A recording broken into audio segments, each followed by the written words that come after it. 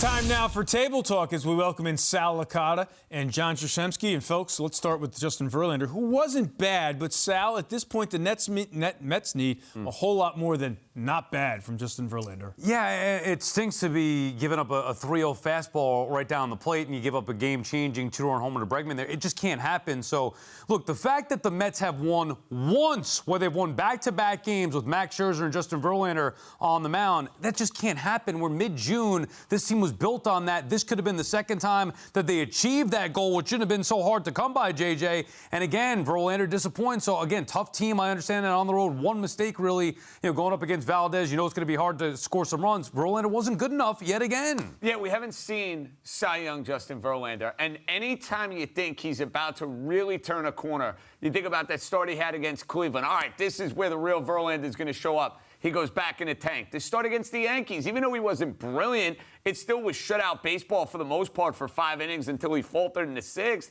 And you haven't gotten Verlander stringing them together. And to your point, you built the Mets under the premise that you would get consistent, quality, top-notch performances from Verlander and Scherzer again and again and again throughout the rotation. And the problem for Verlander is he's giving up the gopher ball. He's just not giving you consistent efforts.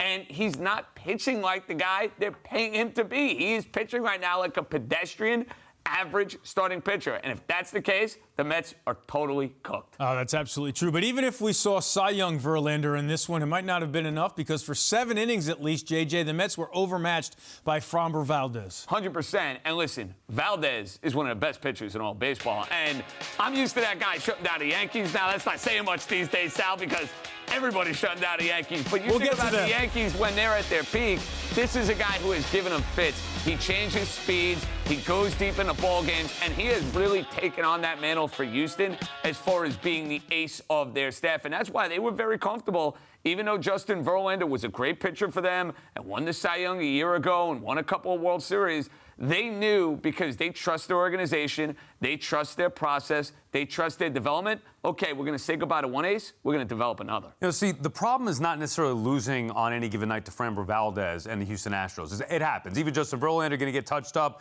a big 2-run homer, whatever the case may be. Mets struggle to score against Valdez.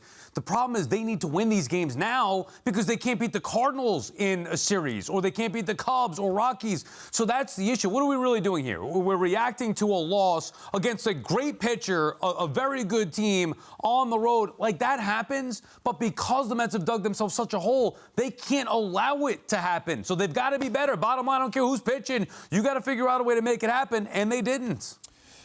Manny from Unaki called in and said you forgot the Nationals as well.